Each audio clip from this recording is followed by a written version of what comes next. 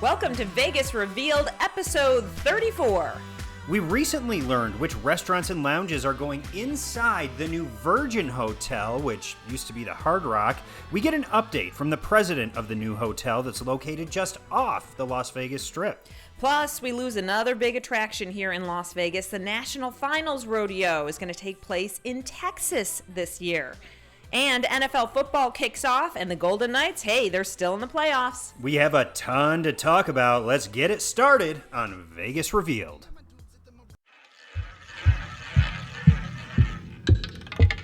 Let's go to Vegas, baby.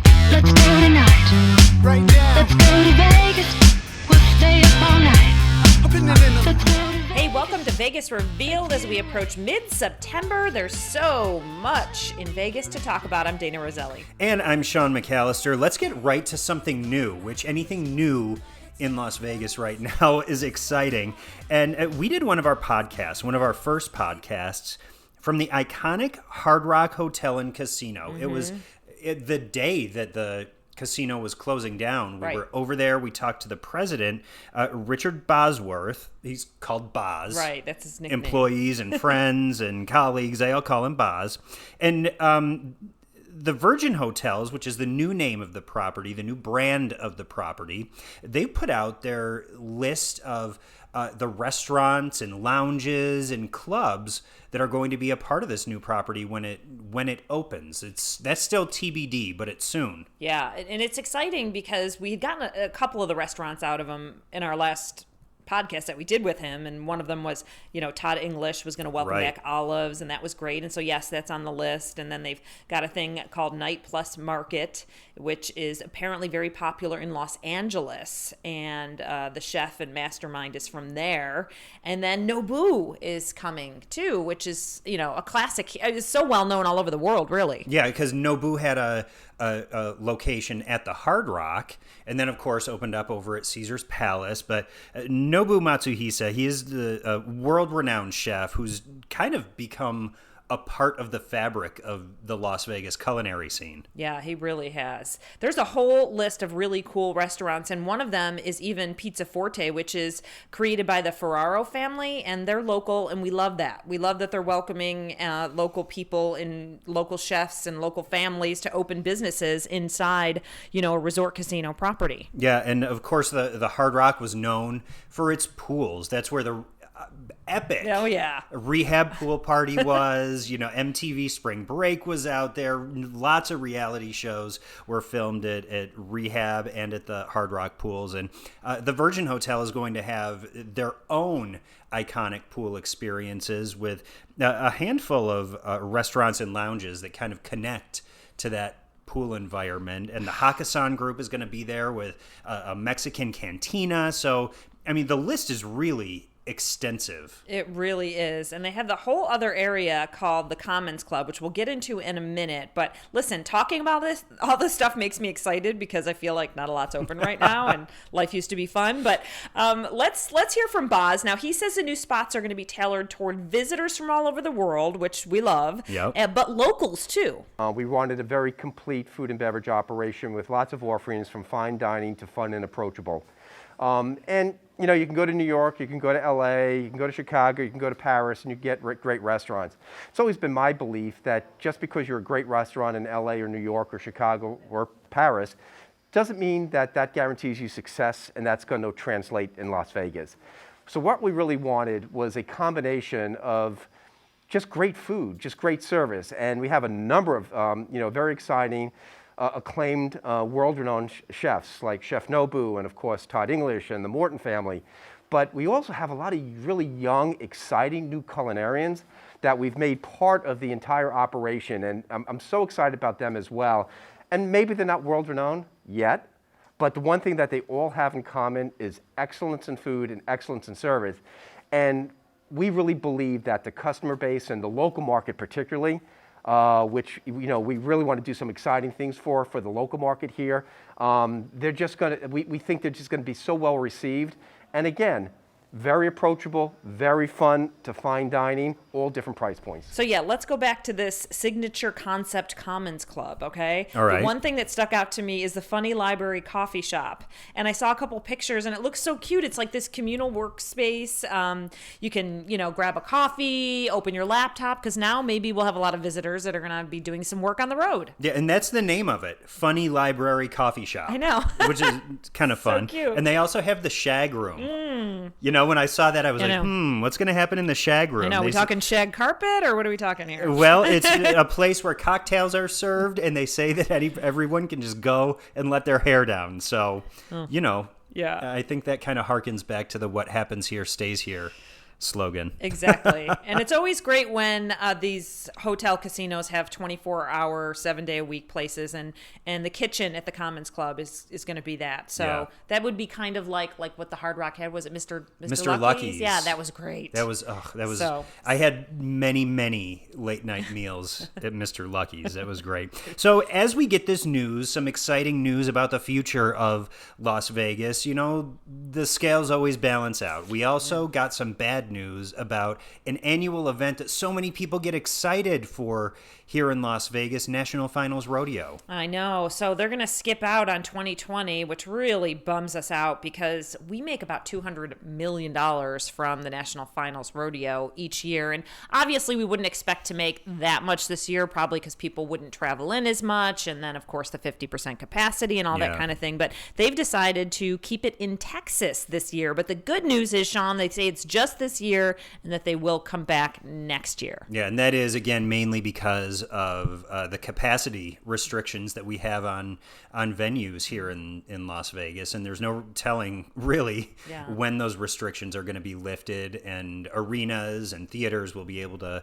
welcome people back for ticketed events. But National Finals Rodeo has been here in Las Vegas at the Thomas and Mack since 1985. Wow. So it's a staple. And I know that I have friends whose family members fly in from across the country just to go to 1 or 2 nights of the rodeo action, and it's fun. It is. I mean, listen, last year I did a little freelance work, and I had to go interview one of, the big-time cowboys, all right? And, I didn't know my cowboy knowledge, so, but, it was I had to wait there, and then is he coming down? And then, is he, who's bringing him down? I mean, it was royalty, and I was like, what is this, a whole nother world? Well, and these guys make some serious bank. Yeah. If you win at the rodeo, you're walking away with tens of thousands of dollars, if not hundreds of thousands of dollars. Right. So it is a big deal. And then, of course, there's the extracurricular activities that come with the rodeo. There's usually a whole roster of country stars who are in town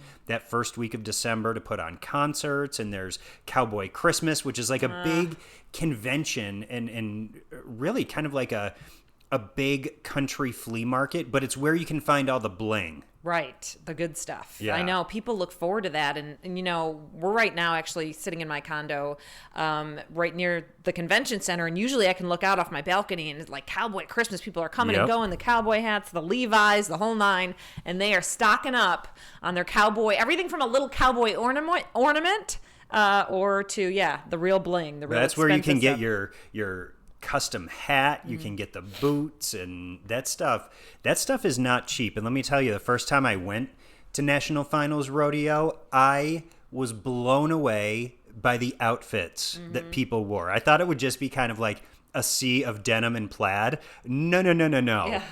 People go all out, and the ladies are all rhinestoned out. The guys are, they're dressed to the nines too for this rodeo. Yeah, definitely. So we'll welcome them back in 2021. Unfortunately, NFR, National Finals Rodeo, not going to take place here in Las Vegas this year. It's a big bummer. So, next I want to talk about quickly something that could be either good news or bad news to some people, that the Kardashians announced they're canceling their reality show after, 24 seasons or something like that? Yeah. It seems like it's been forever. Right. They've kind of redefined what reality television is all about. They did. And like, you know, the Kardashians, and I talk about them and the link to Vegas because they have visited here many, many times, you know, making appearances at nightclubs and, you know, even shooting parts of the show here. Now and then I think they have when they hop on a plane and come to Vegas for something. And so, you know, it's been a part of kind of Las Vegas too. And I don't know, I think a lot of people are like, it's time to hang up the hat, and thank goodness I'm not upset about it. Well, listen, think what you will about the Kardashians. They have, as you mentioned, contributed to the rise of nightlife here in Las Vegas and helped it evolve into what it is. I mean, Kim was part of that crowd with Paris Hilton, who back in the days of Pure nightclub over at Caesar's Palace, that was like the first mega nightclub. Kim was one of the celebrities who was popping up there. And then when Tao nightclub opened up at the Venetian, that ended up being one of her regular spots. And Khloe Kardashian opened up the Kardashian Chaos store over at the Mirage. So they really have been a part of this city for a long time. Yeah, and I think even a couple Vegas magazine parties I remember that they were at, maybe because they were on the cover or something. So, yeah, I'm sure they'll come up with something new, as the Kardashians always do. You know, they never just go away. No, they don't. No, they don't. And funny story. So our longtime colleague and friend of ours, Robin Leach, who was a part of the Las Vegas entertainment community for decades. He sadly passed away. I remember covering one event with him, and I was getting ready to interview him in connection with the final season of American Idol on Fox, when the show was leaving Fox and ultimately ended up at ABC. But because Robin, a lot of people may not know, was one of the creators of Star Search, which kind of led to what American Idol came to be. So we were talking about the evolution of reality competition shows and reality TV in general, and I brought up the Kardashians, and in true Robin fashion, he looked at me and he said, "You know, one bad apple ruins the whole bushel." That's definitely not my best Robin impression. No, but it's good. It's close. Oh, and he was like, they have contributed to the downfall of reality TV. Oh my gosh. I'm sure many people would argue with that. Yeah. It just kind of redefined what reality TV is, but that, you know, he always kept it real, and I always felt like he was usually right. So he knew what he was talking about. He did know what he was talking about. Yeah, so the show will be coming to an end, and you know, we'll see what else they're doing. They're creating all sorts of different stuff all the time on their Instagram and Twitter, so I see it all. So anyway, good or bad news depending on if you care about the Kardashians. Our friend Brandon Paul from Graceland Wedding Chapel making some entertainment news this week. Remember we had him on? He is Elvis over at Graceland. Right. We did a great interview with him. And all of a sudden I'm scrolling through Instagram and I see him because his Elvis outfit is eye-catching. And he actually was part of a ceremony for Stranger Things, David Harbour, and then Lily Allen. They tied the knot there just recently. And how cool is that? I know. You know what, though? It just goes right along with the string of celebrity weddings that have been a part of Las Vegas from the very beginning. I mean, Betty White got married here, for heaven's sakes. Oh, my goodness. She was one of the, I shouldn't say one of the first. I'm sure there were many before her.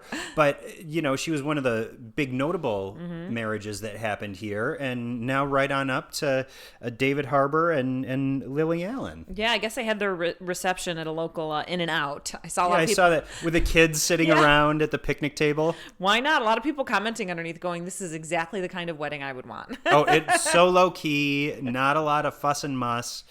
It did. It looked great. Congratulations to them.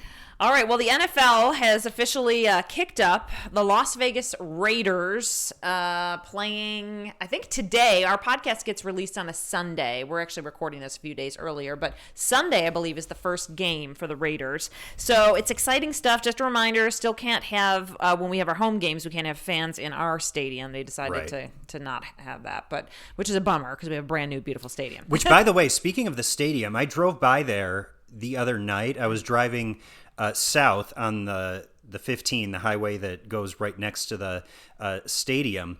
And at the one end, at the north end of the stadium, there's this massive glass wall that opens up. And for the first time, I saw it opened up, and you could see inside the stadium, and they had all the lights on. They were testing out the video walls inside, and it looked amazing. I think once people finally are able to get inside, it's going to take their breath away. Yeah, it really is. It's so cool. And they're really going to have everything like really prepped and ready, because even this was they finished it not too long ago, just in the nick of time. So it's almost like maybe like a little pressure off for them, like, you know what I mean? By next year everything will be amazing. So yeah, we look forward to a good season, welcoming the Las Vegas Raiders to town. The Golden Knights still in the playoffs, which we love when it comes to hockey. And, you know, the goalie whole controversy keeps continuing on. I was reading today on Twitter that people were saying they think this might be Marc-Andre Fleury's last season with the Golden Knights. And it kind of bummed me out. I don't know if it's true or not. Bums me out too. I mean, he's got a contract that extends for another, I think, 2 years so beyond this season. So I hope he sticks around. I know that there's been a lot said about the new coach coming in, sticking a new goalie in the net, and bumping Marc-Andre Fleury from his starting spot. But he has still played. He's played well. You know, they've gotten along well. Yeah. And I think, you know, they're both good. So, I mean, I'd rather have two good goalies than... Oh, they're both fantastic. Two terrible goalies. Robin Lehner is the other goalie who's been starting. And when you have Lehner and Fleury as your goaltending roster, it's a pretty good team to have. Yeah, definitely. So before we take a break, I did want to point out that we were supposed to be doing this week's podcast from the Win, and we had teased that and talked about it last week, so I just want to address that. The new Lake of Dreams, which is still ongoing, but they decided to kind of push off the unveiling over at the Win. So we got a note saying, you know, we're going to move this. We'll let you know when it's rescheduled and all that kind of thing. So we look forward to seeing that. Yeah, in the coming weeks, you will be hearing about that here on Vegas Revealed, and you'll be seeing it on our social media platform, so keep an eye out for that. Yeah. All right. Well, stay with us. We're going to take a quick little break, and then we'll be back with our secret tips. Thanks for listening to Vegas Revealed. We want to remind you of all the ways you can stay in touch with us. And one of our big ones is vegas-revealed.com, because on that website is all our information, all the ways that you can listen to the podcast, and also links to all of our social media. And we put up some great Las Vegas related stories and the happenings going on around town, so be sure to check that out. Also, be sure to follow us on Facebook, Twitter, and Instagram as we're out and about. That's where you'll see what we're up to, and of course, our YouTube page. Yeah, we've got it all, folks. Go to vegas-revealed.com and see what we're all about. Welcome back to Vegas Revealed. It's time for our tips of the week. And Dayna, you know, when a lot of people come to Vegas, especially for a week or an extended stay, even longer than a week, they think about all the attractions and the things to do here on the Las Vegas Strip. But a lot of people don't think about the fact that we're really in a great location here in Las Vegas, because Arizona, Utah, California, there are some amazing places that are a day trip away. And I know my husband and I are planning a quick weekend getaway up to Zion National Park in Utah and do a quick hike up there, stay overnight, and then get back home. But that's a great trip, and it's absolutely beautiful. Southern Utah is amazing. So I've only gone as far as, like, what is it, Cedar City. I went to camping there in a cabin. But how far is Zion again? So St. George is about 2 hours from Las Vegas, and then it's about a half hour beyond that. So 2.5 hours if you get up early and go out there, or if you stay overnight in St. George, which is what we're planning on doing. And then it's just a half hour trip to the entrance of the park. You hike all day and come home. Take a hike for me, because I'm not a big hiker. So maybe when you loop around the second time, think of me. There we go. I will.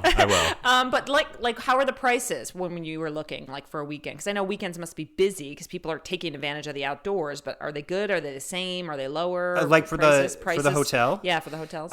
In St. George, I found a hotel. It wasn't like a a fancy place, but it was like $79. Okay. For Friday night into Saturday. So that's not terrible. There were a lot that were up in the 140 range, 140 to 200. Right. Which for a quick overnight, I don't think is worth it. Yeah. But yeah, so there are still lower price places. Not if you're getting up early and hiking all day long. Sounds like a blast.